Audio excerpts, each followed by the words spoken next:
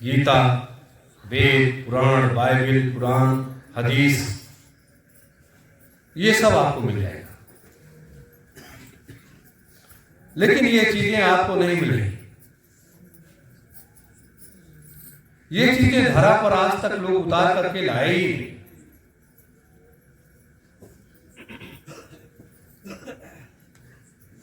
और कोई भी चीज जब व्यक्ति को बड़ी आसानी से और बड़े उससे मिल जाती है तो वो व्यक्ति उसकी कीमत नहीं समझता।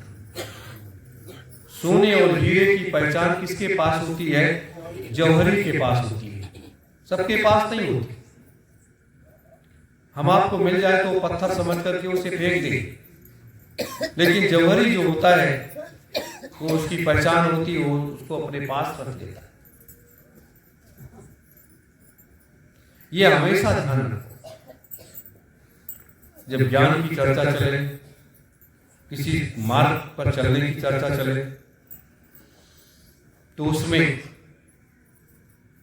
कोई भी आवाज नहीं होनी चाहिए।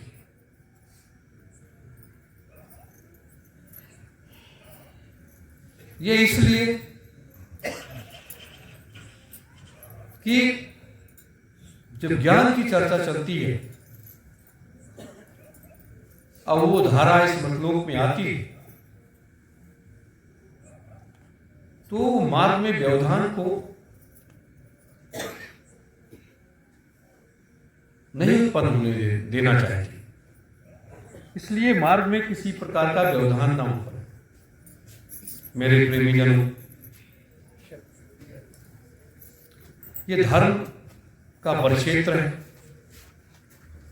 अध्यात्म का मार्ग है, और अपने गुरु का कार्य है।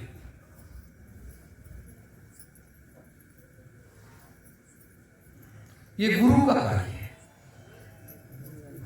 अगर मैं कर रहा हूं तो ये गुरु का कार्य है, ये मेरा कार्य नहीं, ये अपने गुरुदेव का कार्य है। और जब गुरुदेव ने ये जिम्मेदारी दे दी कि इस मृतलोक में इन चीजों को उतार करके ले जाना है, और इस मृतलोक में जब इन चीजों को आप उतार करके बातों को लेकर के जाओगे और सारे कार्यों पर प्रकाश डालोगे और कार्य की स्थिति और व्यवस्था उसकी तैयारियां करोगे, तब ये मार्ग प्रशस्त हो पाएगा। ये खेती, ये वो खेती नहीं है कि हमने बैल से खेत को जोत दिया या ट्रैक्टर से जोत दिया, बीज लाए बो दिया और 6 महीने के बाद उसे 3 महीने के बाद काट लिया। ये वो खेती है जो आपके हजारों जन्म का पीछा करती है। हजारों जन्मों में, हजारों जन्म पहले हम सब लोगों ने क्या किया है? अच्छा किया है कि बुरा किया है? अब आज वर्तमान में क्या कर रहे हैं? अब हजारों जन्मों में क्या बने होंगे? गाय, बैल, भैंस, बकरी, बकरा, मुर्गी, मुर्गा, पता नहीं कितनी योनियों से गुजरना पड़ा होगा। इन चीजों को हमें समझना चाहिए। ये जो आज हम लोग शरीर धारण करके बैठे हुए हैं, ये भी तो एक नाटकशाला ही है, और इस नाटकशाला में बैठकर हर व्यक्ति अपने अपने पात्र को अदा कर रहा है, अपने अपने कार्यों को अंजाम दे रहा है, और समय का चक्र घूमता रहता है, और उस चक्र के हिसाब से वो कार्य होते चले जाते हैं। उसमें रोकने वाला कोई नहीं मिलता है।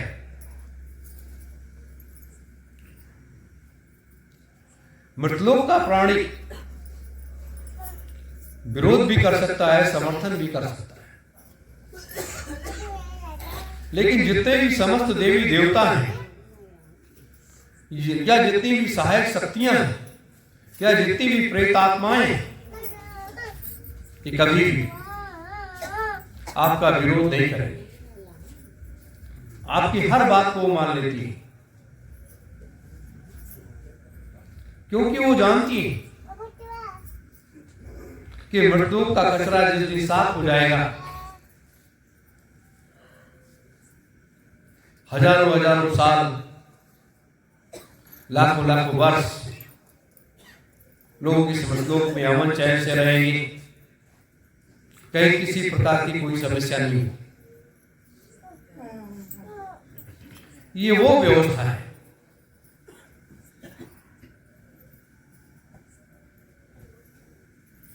इसलिए ये बातें होती हैं कि आपको भी अपने अंतरात्मा में इन शब्दों को आप बैठाइए और इसका चिंतन करिए, मनन करिए कि अगर ये बात कही गई है तो क्यों कही गई है, किसके लिए कही गई है और ये कहने का कारण क्या है। मेरे प्रेमीजनों,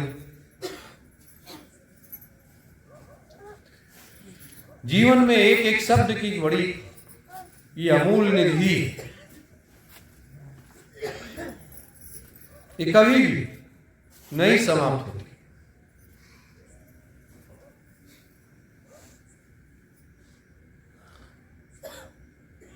आपसे मेरा यही कहना है, यही गुजारिश है कि आप सब लोग हिम्मत मत हारो, अपने को ऊर्जावान बनाओ। ऊर्जावान का मतलब क्या है? अपने अंतर में आत्म प्रकाश उत्पन्न करो, और ये साधना के द्वारा ही हो सकता है। आपके अंतर में आत्म प्रकाश आपकी साधना के द्वारा हो सकता है। साधना आप करने लगोगे, नाम जप करने लगोगे। मैंने तो कहा कि 1 लाख के ऊपर जिस दिन आप चलने लगोगे, उस दिन आप देखिएगा कि आपके अंतर में आत्म प्रकाश की किरण इस तरीके से बहुत फैलने लगती है और आप इस मानव समाज को दिशा दे सकते हो।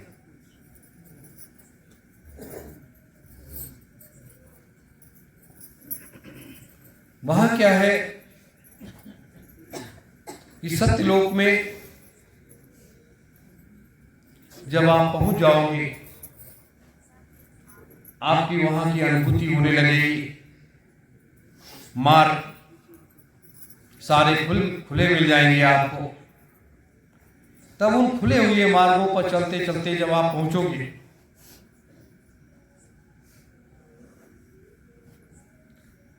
तब आपको सच्ची आत्म शांति मिलेगी।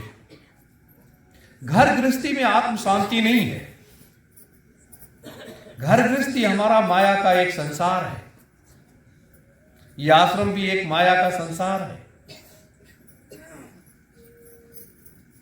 लेकिन सच्ची आत्म शांति पाने के लिए जब हम भजन करते हैं, साधना करते हैं, तब हमें वहां तक जाने का मार्ग प्रशस्त होता है। वैसे नहीं होता। और उस मार्ग को प्रशस्त करने के लिए आप थोड़ा सा मेहनत करो। वैसे वास्तविक रूप से मेहनत तो आप कर ही रहे हैं। समय पर साधना स्तर पर बैठना, 1 घंटे 2 घंटे 3 घंटे साधना करना, ये बहुत बड़ी चीज है।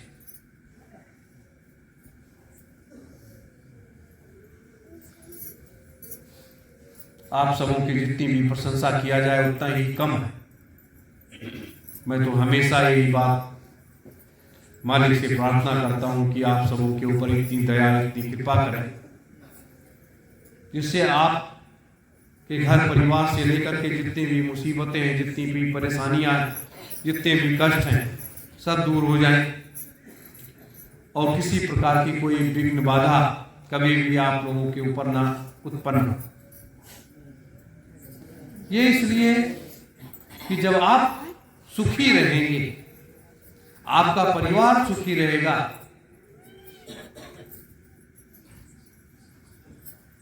तो ये आश्रम सुखी रहेगा, आश्रम के लोग सुखी रहेंगे, और ये पाप और पुण्य के खेल में, पाप को पछाड़ने में अपने लोग ताकतवर साबित हो जाए। मेरे प्रेमीजनों, मैं इसलिए आपको बता रहा हूं, ये कह रहा हूं कि जब तक आपके अंदर आध्यात्मिक ऊर्जा का संचार नहीं होता,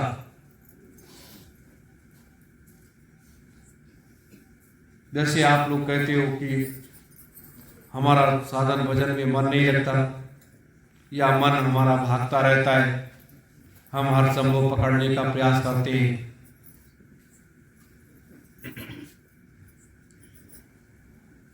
इसका सबसे बड़ा कारण यही है कि हमारा परिवार के प्रति असीम मोह होता है, और उस मोह को हम तोड़ नहीं पाते, काट नहीं पाते।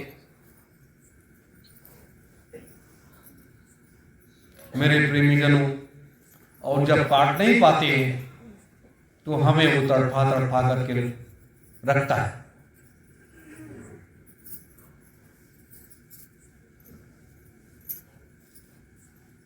अभी आप से कोई कहे कि आप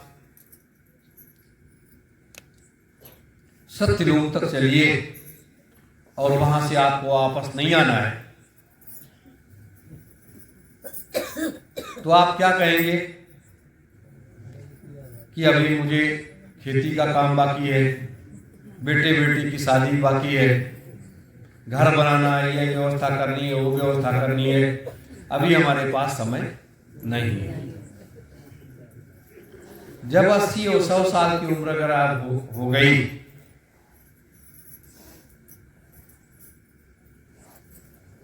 तब भी इस तरीके से प्रश्न होगा कि नहीं, अभी नहीं, फिर देखेंगे, बाद में देखेंगे। तो ये है मृत लोग की एक जकड़, एक पकड़, और इस जकड़ और पकड़ जिस दिन आपके अंतर का भाव जग गया, हम जगाने में कामयाब हो गए, उस दिन ये चीजें आपके अंदर से खत्म हो जाएंगी और आप संसार के लिए अद्वितीय बन जाओगे।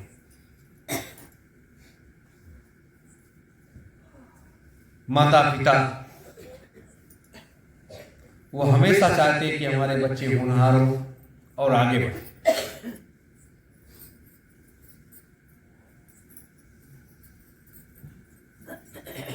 माता पिता कभी नहीं चाहते कि हमारे बच्चे गलत रास्ते पर जाएं या गलत काम करें। ये एक नैतिक शिक्षा है आपके लिए, ये आध्यात्मिक ज्ञान नहीं है, ये नैतिक शिक्षा है। इसलिए नैतिक शिक्षा आपको देना पड़ रहा है कि आप लोग अभी परिपक्व नहीं हो। थोड़ा सा आप परिपक्व हो जाओगे,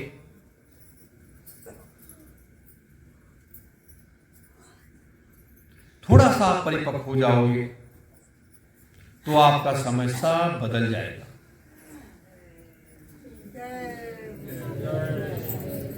तो इसको बदलो।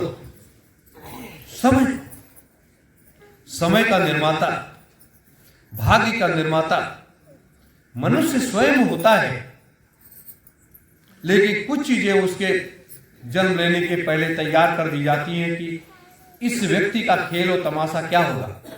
मृतलोक में इसे अगर भेजा जा रहा है मनुष्य के शरीर धारण करके, तो इसका कर्तव्य क्या है, इसका कार्य क्या है, ये यहाँ क्या करेगा।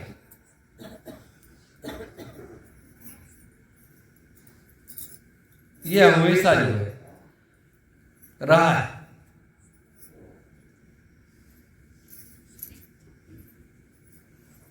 मेरे प्रेमीजनों, आज होलिका दहन है, लगभग 10:30 बजे या 11:30 बजे ऐसे है। हर जगह ये भी स्थितियां तो जो बीती कि हिरण्याकश्यप कितना बड़ा क्रूर शासक था,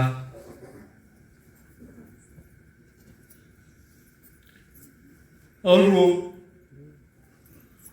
स्वयं को परमात्मा का दूसरा रूप मानता था। लेकिन जब प्रहलाद ने उन्हीं के घर में उनके बेटे के रूप में जब प्रहलाद ने जन्म लिया, तो एक अलग चीज निकल करके आई कि वो नाम जप करने लगा, वो परमात्मा को याद करने लगा।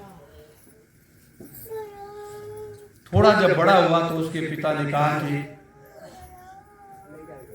हमें भगवान विष्णु का अवतार आपको कहना। उसने कहा नहीं, आप हमारे पिता हैं, आप परमात्मा नहीं। ये क्रम चलता रहा, तमाम तरीके से उतार चढ़ाव आया, वाद विवाद भी उस समय चला, लेकिन वो किसी भी हालत में मानने को तैयार नहीं हुआ। फिर एक दिन एक कार्य योजना बनी कि किसी भी तरीके से इसको जला करके खाक कर दिया।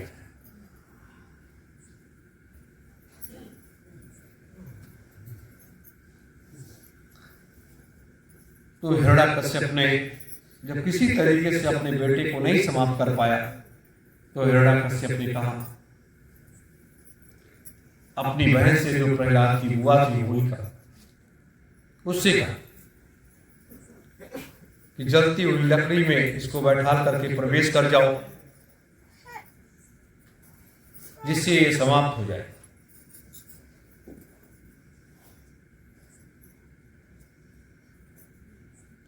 मेरे प्रेमी जनों, होलिका ने वैसा ही किया और वो समाप्त हो गई और प्रहलाद पुनः बच गए।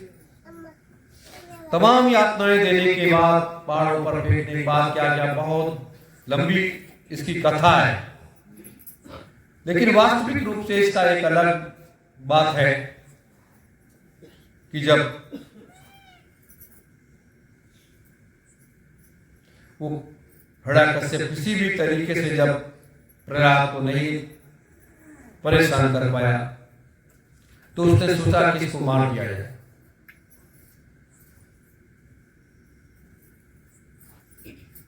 मेरे प्रेमी जनों, तो उसने सोचा कि इसको एक खंभा लगाया गया बड़ा सा, उसके नीचे अग्नि प्रवाहित की गई, खंभा लाल लाल होता चला गया और वो अपने पुत्र को धमकाता चला जा रहा था। और जब उसने यह आदेश दिया, हिरण्याकश्यप ने जब ये बात कही, ने पूछा कि तेरा राम कहाँ है, तो उसने कहा इस खंबे में ही है, वो तो जर्रे जर्रे में व्याप्त है। लेकिन उस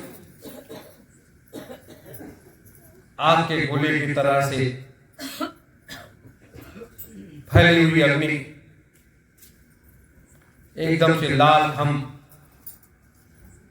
जब हिरण्याकश्यप ने कहा कि ये नहीं मानेगा, इसको इसी खंभे में बांध दो,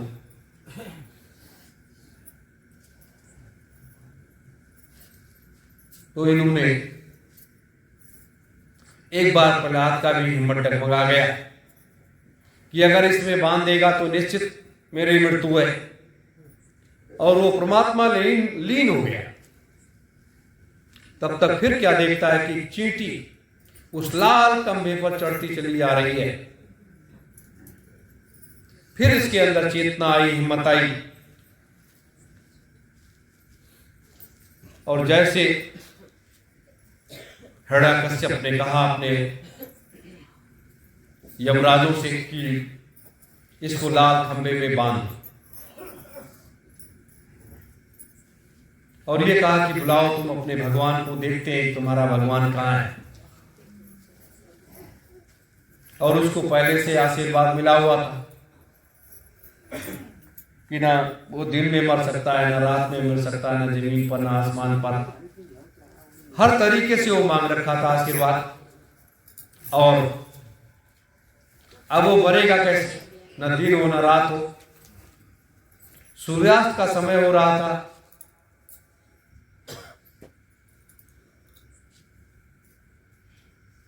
तो सूर्यास्त का समय हो रहा था, देखा अब क्या हो।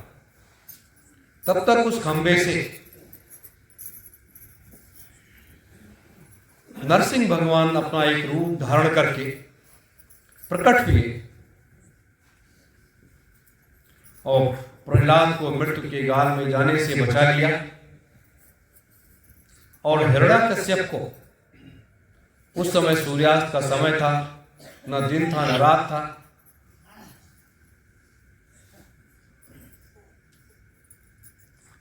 और नरसिंह का जो रूप था उतना भयानक था, रूप था कि हिरण्याकश्यप को पकड़ करके और उनको अपने नाखूनों से फाड़ डाला, उनको समाप्त कर दिया। ये और उसी का एक आधार बना लिया गया। वैसे इसके तो 5 आधार बताए गए कि इसलिए हम होलिका जलाते हैं। अब वो आधार एक अलग विषय की तरफ लेकर के जाता है, लेकिन आज के प्रकांड पंडितों ने, विद्वानों ने इसी की द्वंती को आगे बढ़ाया। हिरण्याकश्यप मार दिया गया। मेरे प्रेमीजनों, और उसी का सनातन में एक धारा जोड़ दी गई कि प्रत्येक धारा के साथ ये क्रम चलने लगा। मेरे प्रेमीजनों,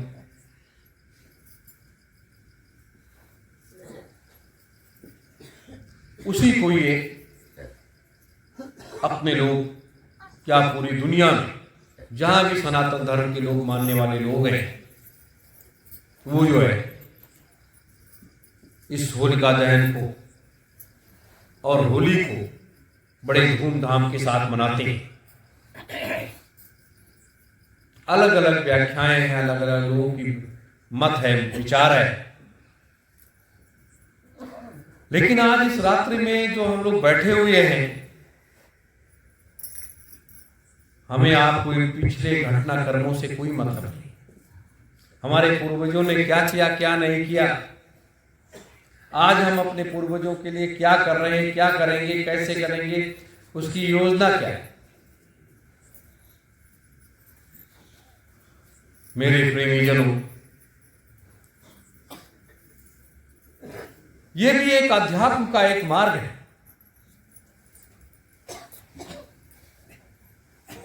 ये इसलिए समय समय पर इन त्योहारों की स्थितियां आती हैं, जाती हैं, मिलती हैं, जुड़ती हैं। जैसे कल स्वामी जी महाराज का 23 मार्च का मुक्ति दिवस था और भगत सिंह सुखदेव राजगुरु का शहीदी दिवस था। उसको दोनों को हमने याद किया।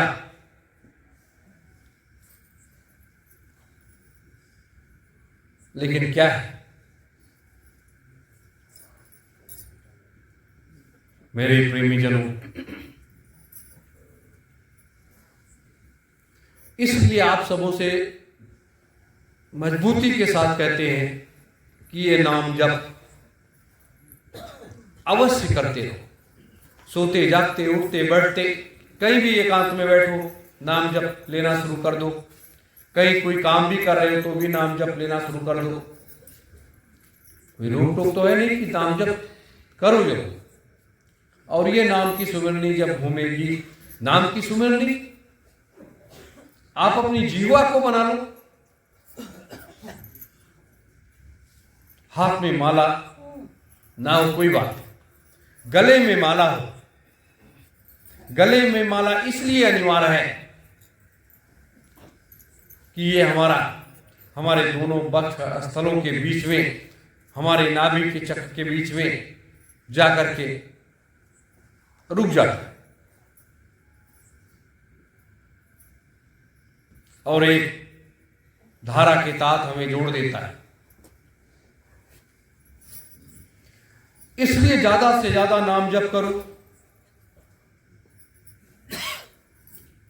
मैं भी आपके साथ थोड़ा समय देता हूं और सारे लोग देते हैं। ये जीवन जो है ये बड़ा विचित्र जीवन है।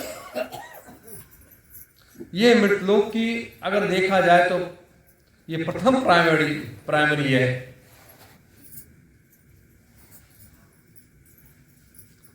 और ये प्रथम प्राइमरी जो है, अब इसमें कितने पास होते हैं, कितने फेल होते हैं, क्या होता है मेरे प्रेमी जनों,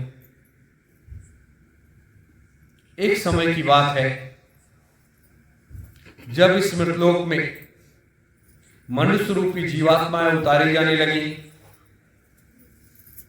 तो जब मनुष्य रूपी जीवात्माएं तैयार की जाने लगी और उतारी जाने लगी, लोगों का अलग अलग जिम्मेदारियों के तहत लोग निर्वहन करने लगे।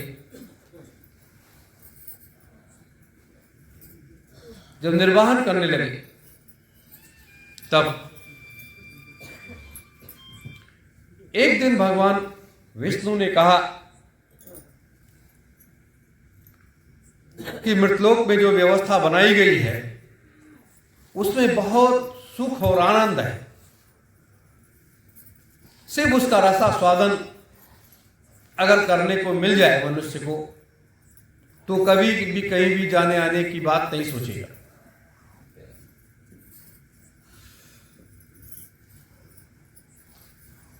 अब तो भगवान शिव ने क्या कहा मृतलोक आसान तो है लेकिन मृतलोक में रहना बहुत कठिन है। मृतलोक में इतनी मायावी शक्तियां हैं जो आप कोई हजम कर लेंगी, बाहर नहीं आने देंगी।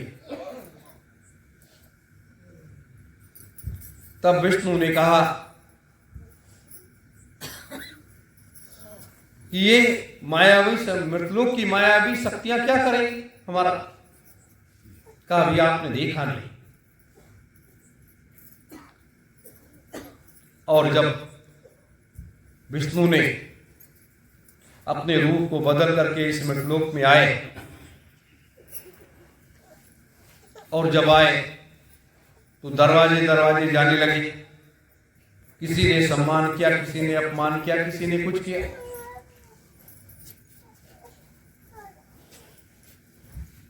और जब ये सम्मान अपमान में मामला उलझने लगा तो भगवान विष्णु जो है वो ब्रह्मा जी के पास थे।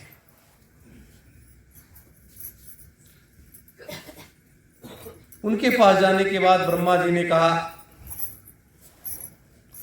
कि मृतलोक वो यथार्थ है, वो यथार्थ है। मृतलोक पूर्ण है। पूर्ण का मतलब कि उसमें किसी प्रकार की कोई कमी नहीं है। जैसे वो चल रहा है वैसे मृतलोक को चलने दीजिए। जब ये बात कही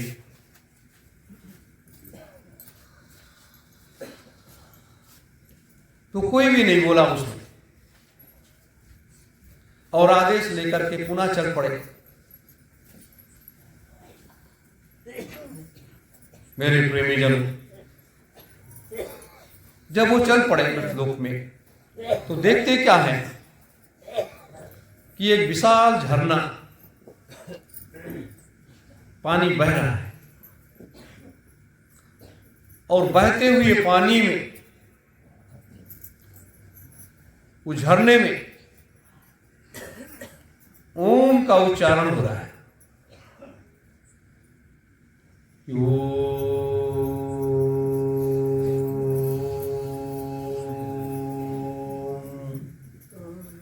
इस तरीके से बहते हुए जल में ये आवाज आ रही थी। तब ब्रह्मा जी ने कहा विष्णु जी से कि देखा, इस मृतलोक में बहते हुए जल में ओम की आवाज आ रही है, तो ये निरंजन की एक धारा है। ऐसी बात नहीं जैसे यहां टकराव है, वैसे वहां भी जैसे सत्ता जिसको मिल गई कोई सत्ता छोड़ने को तैयार नहीं है। सब लोग अपनी सत्ता बचाते हैं। अगर आप ज्यादा साधन भजन करने लगो या ज्यादा भक्ति करने लगो तो लोग यही घबरा उठते कहीं हमारी कुर्सी तो ये व्यक्ति नहीं ले लेगा, इसलिए आपको बीच में रोक देते हैं।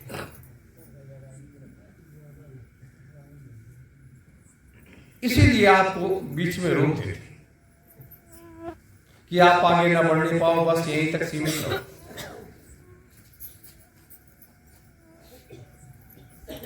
मेरे प्रेमीजनों, तो ये कहीं कहीं टकराव की स्थिति ये सब जगह है, लेकिन वास्तविक रूप से जिस तरीके से निरंजन ने इस सारी व्यवस्था को किया था, समस्त देवी देवताओं की उत्पत्ति किया था, सब सारा मार्ग प्रशस्त किया था,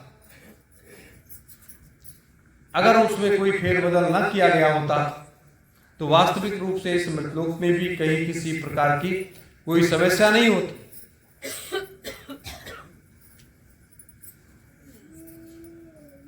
लेकिन आज क्या है,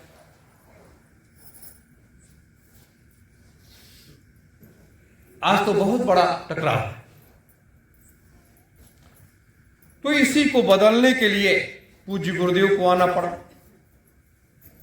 धर्म की स्थापना करनी पड़ी। उन्होंने जो संगत का नाम दिया जय गुरुदेव धर्म प्रचारक संस्था।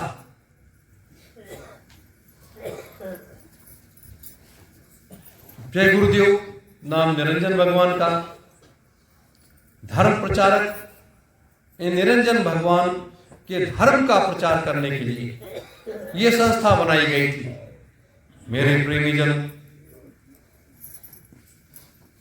अब निरंजन भगवान के प्रचार का मतलब कि निरंजन के लोक में, यहां इस मृतलोक में जितने भी प्राणी हैं, जितनी भी जीवात्माएं हैं, पशु पक्षी जीव जंतु से लेकर के सबको जो है सबको तैयार करके और सतलोक तक ले जाने का,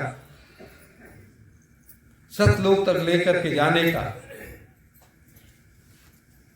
एक मार्ग बन रहा है। अब उसमें पहुंचने के लिए कितने लोग तैयार होंगे? आखिर हम लोग जाएंगे यही मृतलोक से ही तो होकर के सतलोक तक जाएंगे, तो हमारा मृतलोक गलत नहीं है। सिर्फ मृतलोक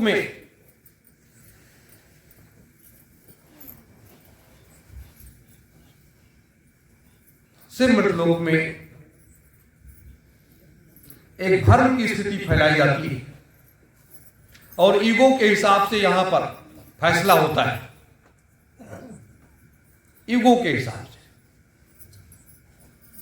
सतयुग, त्रेता, द्वापर, कलयुग,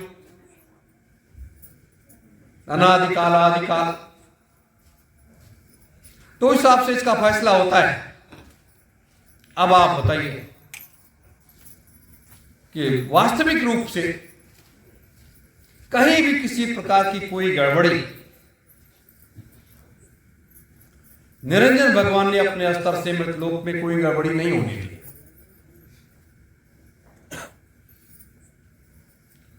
लेकिन लोगों ने अब जहां तक जो पहुंचा और पहुंचने के बाद देखा और जाना और समझा और उस कार्य की व्यवस्था को वहीं तक जब वापस आया तो वर्णन करके बताया कि वहां पर ये था, ऐसे था, वैसे था, ये था, वो था, बस उसके आगे की कोई व्यवस्था नहीं सोचा। मेरे प्रेमीजनों, आज जरूरत है हम आप सबको स्वयं जगने की और जगाने की।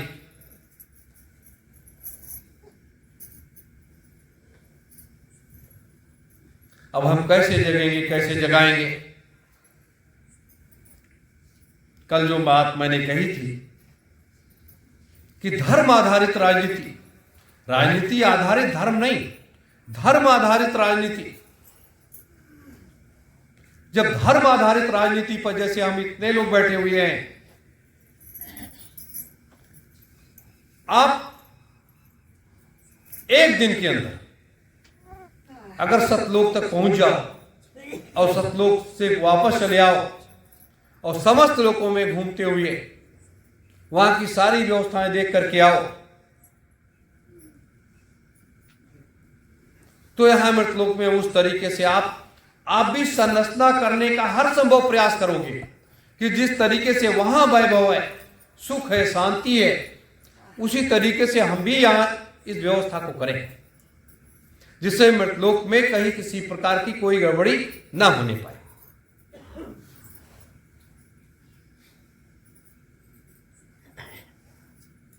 ये जरूरत है आज इस मृतलोक, इसलिए नाम जप पर आपको जोर दे रहे हैं। कल तो लाखों करोड़ों लोग आपके साथ नाम जप करने के लिए बैठेंगे। देखते जाओ, देखते जाओ कैसे क्या होगा।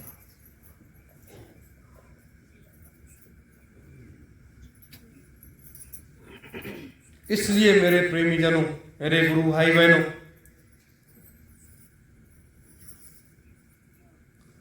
अब वो समय नहीं रहेगा, पहले का समय नहीं रहेगा। हर चीज को या तो धरातल पर उतार लाओ और या इस धरातल से उन लोगों में चलने का मार्ग सरल और सुगम बनाओ। यही आज गुरु के सरल के श्री चरणों में यही वो चीज अर्पण करने का समय है जो हम लोग कर सकते हैं। ये कुछ बातें थी मैंने आपके बीच में रखी हैं। आप लोग भी दिन भर आज काम किए हो और कल का समय ब्रह्म मुहूर्त का मिलेगा, फिर शाम का मिलेगा या दोपहर में मिलेगा। लेकिन इतना जरूर है, मेरी एक बात जरूर आप लोग मानो, इतना आपसे जरूर कहना है कि जिस काम के लिए जब आओ यहां पर और जब वो सारे काम हो जाएं, तभी घर के बारे में सोचो। घर की व्यवस्था आपका तो मालिक देख ही रहा है, मालिक सुरक्षा तो कर ही रहा है।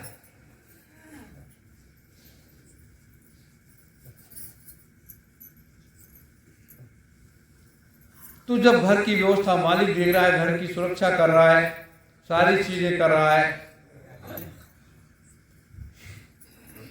तो हमें चिंता तो नहीं होनी चाहिए। और अगर हमें चिंता है तो हम सच्चे अर्थों में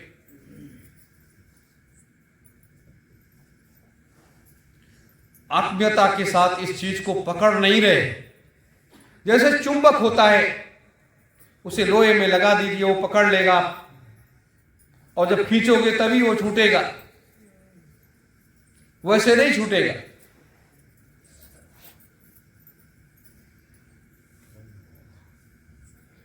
तो चुंबक के तरीके से हमें अपने गुरु को पकड़ करके रखना है।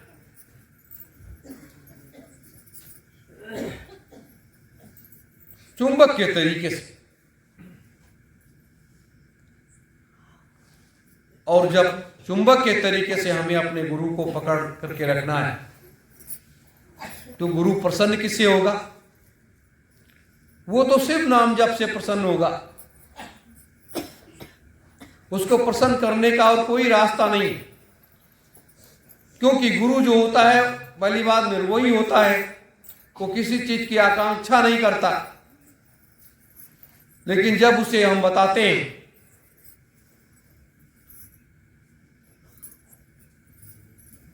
जब हम उसे बताते हैं कि आपने जो हमें खेती करने के लिए दिया था, उसमें हम इस तरीके से खेती किए हैं, कर रहे हैं, तो गुरु सच्चे मन से आशीर्वाद देता है कि जाओ आप सफलता की सीढ़ियां चढ़ते चले जाओ और वहां सतलोक तक पहुंचो। मेरे प्रेमी जनों,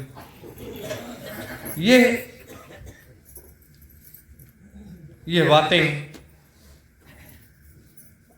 और जब आप अपने घर से चलो तो मालिक को याद करके चलो, आप सुरक्षित पहुंच जाओ।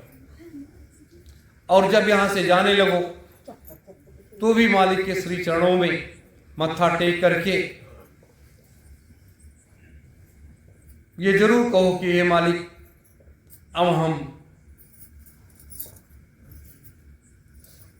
अब हम सतयुग तीर्थ आश्रम से अपने घर की तरफ प्रस्थान कर रहे हैं।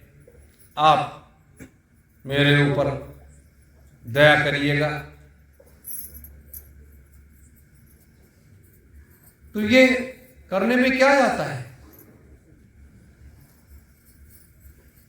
और नाम जप की महिमा, मैं तो बार बार कहता हूं कि नाम जप की महिमा ये अनंत है। और इस तरह से ये अनंत है, देखते देखते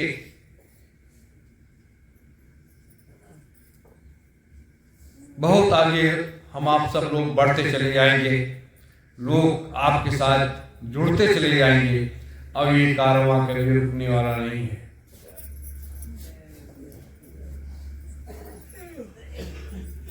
ये बातें मैंने आपके बीच में आज रखी। सिद्धाश्रम ज्ञानगंज का तो पूर्ण व्याख्या ही नहीं हो पाया था कल। ज्ञानगंज के बारे में कल आपको सुबह के सत्संग में बताएंगे। और होली के बारे में कि होली हम लोग क्यों मनाते हैं,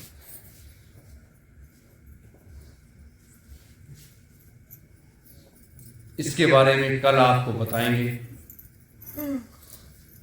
और आपके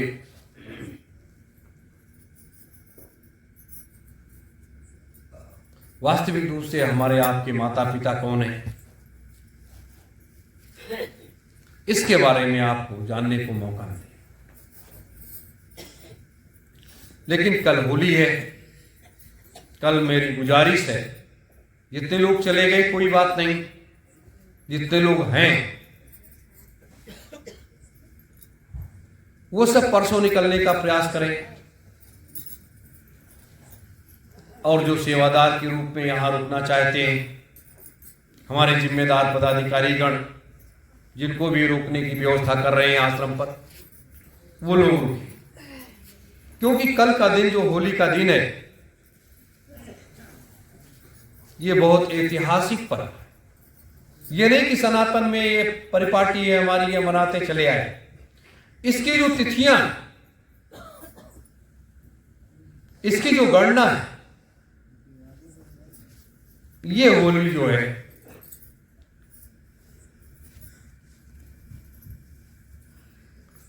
इस तिथि की गणना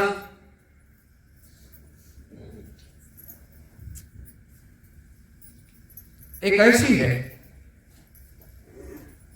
कि इसमें 4 ग्रह ऐसे हैं जो एक जगह इकट्ठा हो जा रहे हैं और एक जगह और ऐसे समय इकट्ठा हो रहे हैं जब हम सब साधना में लीन होंगे। 6:27 पर शाम ये एक जगह इकट्ठे हो गए। और उस समय साधना करता हुआ व्यक्ति, इनके अंदर असीम शक्तियां हैं ग्रहों के पास, और ये जो है उस समय अपने प्रकाश को इस मृतलोक में फैलाएंगे। तो जब अपने प्रकाश को फैलाएंगे, हम आप साधना में लीन होंगे। साधना में जैसे लीन होंगे तो इनकी जो शक्ति है, जो पावर है, वो आपके इस ब्रह्मांड में समाहित हो जाएगी। ये बड़े बड़े ज्योतिषाचार, विद्वान, प्रकांड पंडित फिर इन गणित को आधार रूप में बना तो लेते हैं, लेकिन कहीं भी इसका कोड नहीं है, कहीं भी नहीं। ये वो चीजें हैं कि जहां से ये सारी चीजें चलती हैं, जब वहां से उस चीज को आप लेकर के आओगे तो आपको आत्मज्ञान होगा, आपको आत्म प्रकाश होगा। और कल हम लोग 5:30 या 6 बजे तक यहां बैठ जाएं और 1 घंटे की 1.5 घंटे की कठोर साधना करें। और कठोर साधना जब करेंगे कल, तो व्यक्ति के मन मस्तिष्क में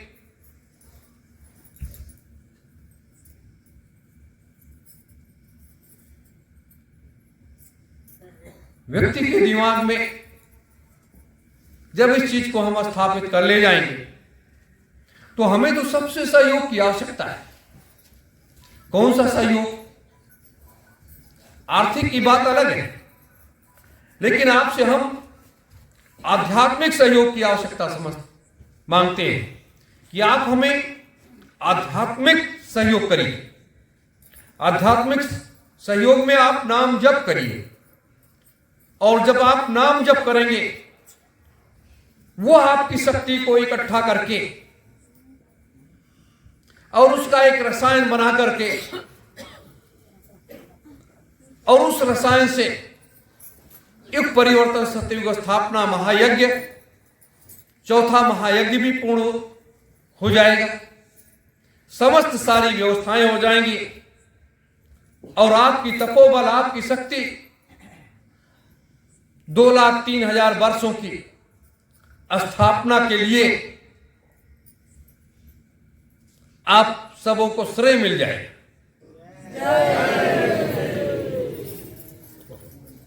यह श्रेय जब आपको मिल जाएगा तो आप, जैसे हम ब्रह्मा विष्णु महेश को याद करते हैं, काली दुर्गा सरस्वती को याद करते हैं, गंगा त्रिवेणी को याद करते हैं, गोमती को याद करते हैं, तमाम देवी देवताओं को याद करते हैं, 33 करोड़ देवी देवताओं को याद करते हैं।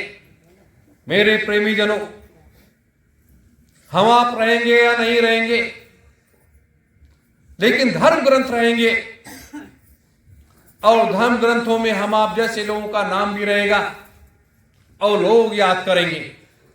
हमारी आने वाली हजारों हजारों लाखों लाखों पीढ़ियां वो याद करेंगी।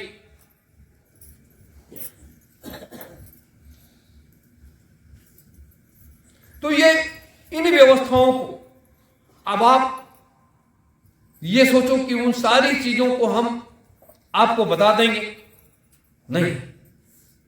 बहुत सी ऐसी चीजें हैं जिसको संभाल करके रखने में ही फायदा है, क्योंकि ये माया का खेल है।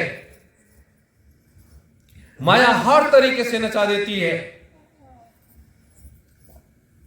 और हम लोग यहां नाचने नहीं आए, हम लोग यहां भक्ति और शक्ति को प्राप्त करने के लिए आए।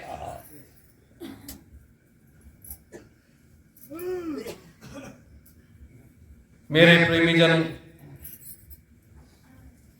इसलिए हमें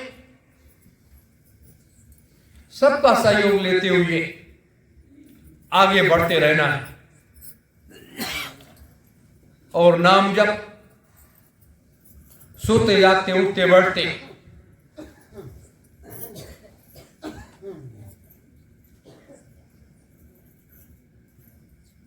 हम सबको नाम जप करना है। जैसे अभी आप लोग जाओगे रात्र में भोजन करके और बिस्तर पर जाओगे, सोओगे, जैसे लेटो, जैसे नाम जप अपने जीवा पर ले आओ, और जीवा से जैसे आप नाम जप जपना शुरू करोगे, धीरे धीरे आपका थका हुआ शरीर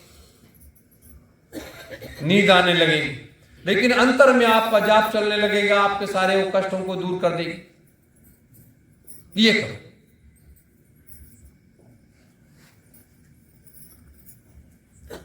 और एक बात और, कि जब भी आप यहां हो, ये महात्माओं के द्वारा निर्धारित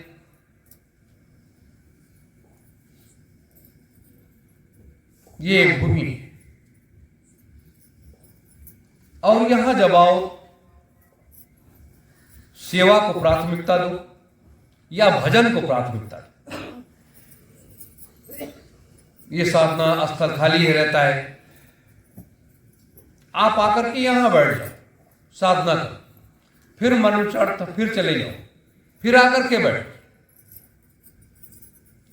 और जब साधना करने लगोगे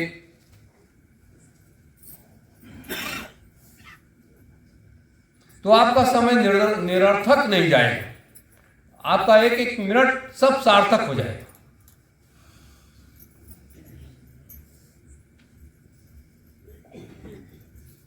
ये मैं आपसे क्यों कह रहा हूं, इसलिए कह रहा हूं कि हम नहीं चाहते कि आपका एक एक मिनट समय बेकार चला जाए।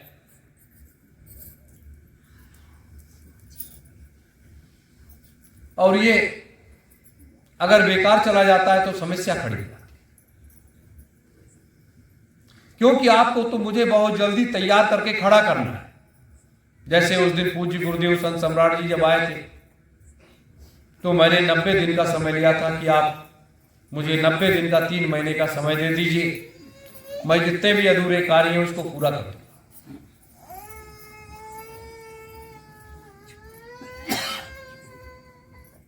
वो भी समय आ रहा है, उसको पूरा भी करना है।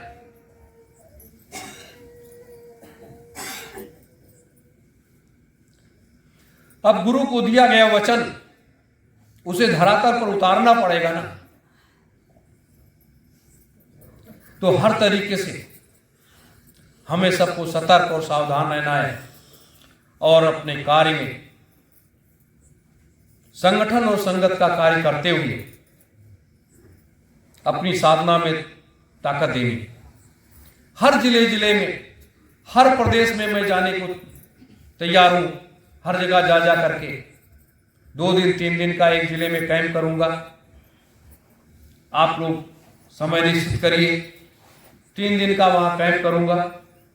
जितने भी लोग 2 दिन 3 दिन वहां आएंगे साधना शिविर में, लेकिन वहां धर्म नीति आधारित राजनीति का व्याख्या जरूर हो।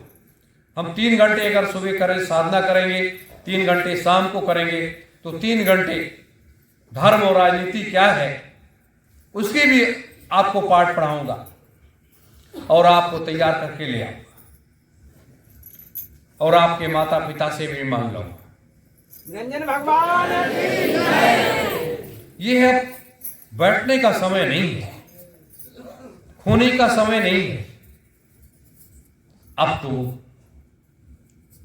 तेजी के साथ आगे बढ़ने का समय है। और जो भी प्रमुख पदाधिकारियों के द्वारा दिशा निर्देश दिया जाए